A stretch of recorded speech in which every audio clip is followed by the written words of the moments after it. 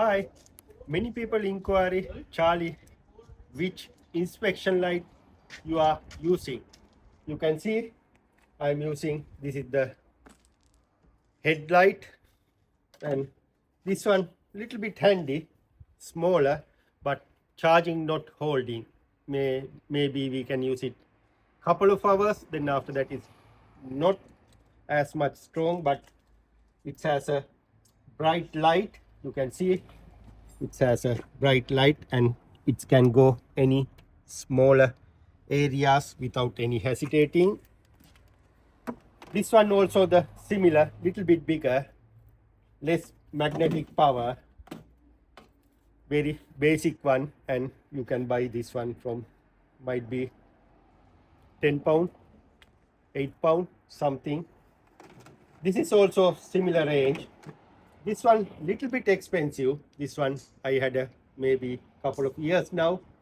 Very strong, very good. And this one also has a magnetic power, and this one also we can use it the low. And these two also same, like a half a day something, but this one nearly 30 pounds. It's very useful. It's magnetic. You can put it like this. Yeah. And if you want, you can bend like that and we can use it. It has a front light and the side one also well. If you ask Charlie which one best for you, this is the best one. Anytime, take out from the pocket,